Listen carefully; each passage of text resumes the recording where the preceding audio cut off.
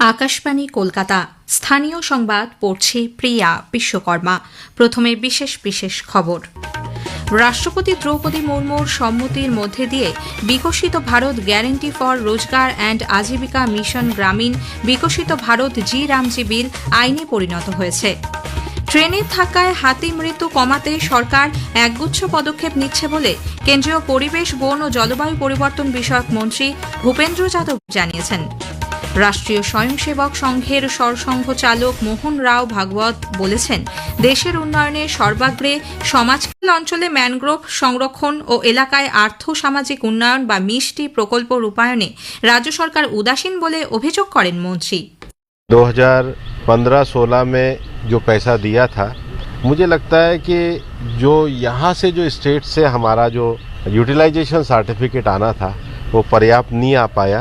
Even project tiger में भी 170 करोड़ रुपया 2015-16 से और 25-26 में दिया है। उसमें सेंटर शेयर तो 102 करोड़ है, स्टेट का 59 करोड़ है, वो पूरा रिलीज नहीं हो पाया है। स्टेट गवर्नमेंट ने इस संबंध में जो अपनी जिम्मेदारी निभानी थी, कम से कम स्टेट का शेयर, मतलब सुंदरबन तो सबसे सुंदर है, यहाँ तो स्टेट की प्राथमिकता होनी चाहिए। हम सुंदरबन को सुंदर बनाएंगे। আজকের বৈঠকে দেশজুড়ে মানুষ এবং হাতির মধ্যে সংঘাত নিরসনে গৃহীত বিভিন্ন ব্যবস্থা পর্যালোচনা করা হয়। শিলিগুড়ি সংলগ্ন বাগডোগরা বিহার মোড় উড়ালপুল এলাকা থেকে হাতির দাঁত সমেত 2 পাচারকারীকে গ্রেপ্তার করেছে বন দপ্তর। গোপন সূত্রে পাওয়া খবরের ভিত্তিতে গতরাতে তল্লাশি চালিয়ে একটি গাড়ি থেকে হাতির দাঁত উদ্ধার হয়। সেটি একটি পূর্ণবয়স্ক হাতির বলে জানা গেছে। ওই গাড়িতে নেপালের নম্বর প্লেট লাগানো ছিল বলে খবর। দেশের উন্নয়নে সর্বাগ্রে সমাজকে সংগঠিত করা প্রয়োজন বলে রাষ্ট্রীয় স্বয়ংসেবক সংঘ আরএসএস এর সরসংঘ চালক মোহন রাও ভাগবত বলেছেন। আরএসএস এর শতবর্ষ পূর্তি উপলক্ষে কলকাতার সায়েন্স সিটি প্রেক্ষাগৃহে প্রবুদ্ধ নাগরিক সম্মেলনে অংশ নিয়ে শ্রী ভাগবত রাজা রামমোহন রায়ের প্রসঙ্গ উল্লেখ করে বলেন, সমাজ গঠনে তাঁর দেখানো পথেরই অনুসারী হতে হবে। ভেদাভেদ ভুলে সকলকে আপন করে নেওয়াই প্রকৃত লক্ষ্য হওয়া উচিত। সংঘের প্রতিষ্ঠার পটভূমির কথা তুলে ধরে তিনি বলেন, রাষ্ট্রীয় স্বয়ংসেবক সংঘ কোনো পরিস্থিতির প্রতিক্রিয়া বা কারোর বিরোধিতা অথবা কারোর সঙ্গে প্রতিযোগিতা করার জন্য গড়ে ওঠেনি।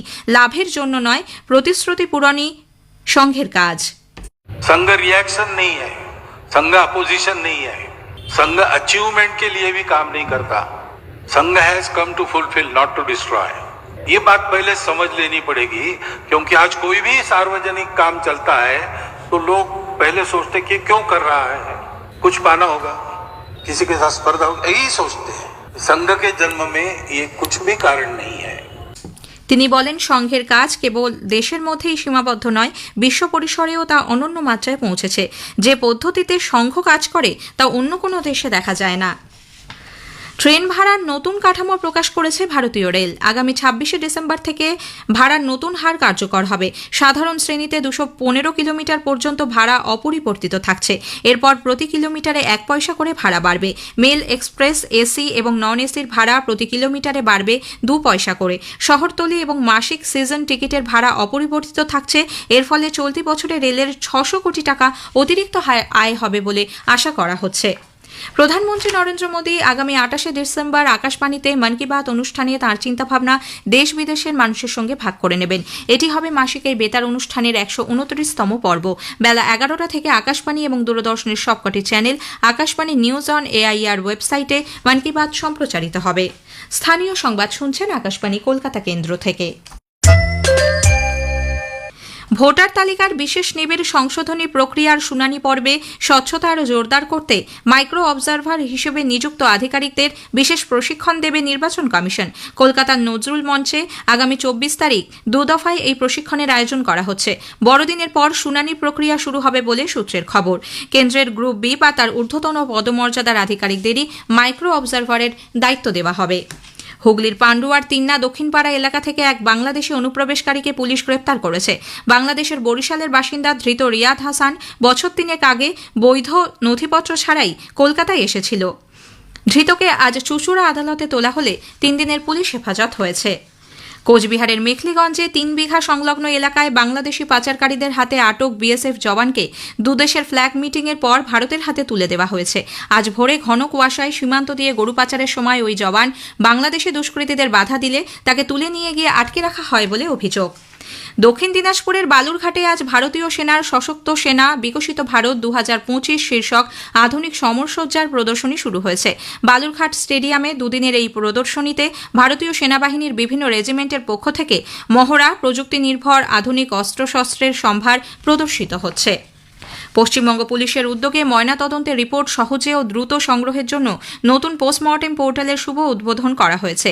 এই আধুনিক অনলাইন পোর্টালের মাধ্যমে সাধারণ মানুষ এখন স্বচ্ছ, নিরাপদ ও সময় সাশ্রয়ী পদ্ধতিতে ময়নাতদন্তের রিপোর্ট সংগ্রহ করতে পারবেন। কলকাতা মহামিলন মঠে আজও সংস্কৃত টোল পরীক্ষা অনুষ্ঠিত হয়। দীর্ঘ সময় বন্ধ থাকার পর শ্রী শ্রী ওঙ্কারনাথ দেব বৈদিক বিদ্যাপীঠের সহযোগিতায় দুদিন ধরে বেদ, ব্যাকরণ ও সংস্কৃত সাহিত্য সহ মোট 8টি বিষয় এই পরীক্ষা নেওয়া হয়। বড়দিনের উৎসব থেকে শুরু করে ইংরেজি নববর্ষের আগে জাঁকিয়ে শীত উপভোগ করবেন রাজ্যবাসী। ওই সময় কলকাতা সংলগ্ন এলাকার সর্বনিম্ন তাপমাত্রা 12 ডিগ্রির নিচে এবং সর্বোচ্চ তাপমাত্রা স্বাভাবিকের থেকে অন্তত 5 ডিগ্রি কম থাকার সম্ভাবনা রয়েছে বলে জানিয়েছেন আলিপুর আবহাওয়া দপ্তরের বিজ্ঞানী সৌরিশ বন্দ্যোপাধ্যায়। আগামী দুদিনে বিশেষ করে দিনের তাপমাত্রাটা আজকে খুব একটা বেশি পরিবর্তন থাকবে না। আজকেও দিনের সর্বোচ্চ তাপমাত্রা স্বাভাবিকের থেকে অনেকটা কমই থাকার সম্ভাবনা রয়েছে। কলকাতা পার্শ্ববর্তী অঞ্চলে আজ দিনের সর্বোচ্চ তাপমাত্রা 21 থেকে 22 ডিগ্রির মধ্যে থাকার সম্ভাবনা এবং সর্বনিম্ন তাপমাত্রা আগামী 24 ঘন্টায় 15 ডিগ্রির কাছাকাছি থাকার সম্ভাবনা রয়েছে কলকাতা পার্শ্ববর্তী অঞ্চলের জন্য। অর্থাৎ দিনের তাপমাত্রাটা কলকাতা সহ দক্ষিণবঙ্গের অন্যান্য জেলাগুলোতে আজকের দিনটা বেশ খানিকটা কম থাকবে স্বাভাবিকের থেকে। আগামীকাল থেকে দিনের তাপমাত্রা খানিকটা বাড়ার সম্ভাবনা রয়েছে। তারপর 25 তারিখ থেকে আবার টেম্পারেচার একটু কমবে।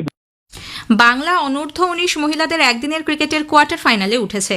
মুম্বাইয়ে আজ গ্রুপ পর্বের শেষ ম্যাচে বাংলা 7 উইকেটে নাগাল্যান্ডকে হারিয়ে দেয়। শেষ করার আগে স্থানীয় সংবাদের বিশেষ কিছু অংশ আরও একবার। রাষ্ট্রপতি দ্রৌপদী মুর্মুর সম্মতির মধ্যে দিয়ে বিকশিত ভারত গ্যারেন্টি ফর রোজগার অ্যান্ড আজীবিকা মিশন গ্রামীণ বিকশিত ভারত জি রামজি বিল আইনে পরিণত হয়েছে। ট্রেন ভাড়ার নতুন কাঠামো প্রকাশ করেছে ভারতীয় রেল। 26শে ডিসেম্বর থেকে তা কার্যকর হবে। স্থানীয় সংবাদ শেষ হলো।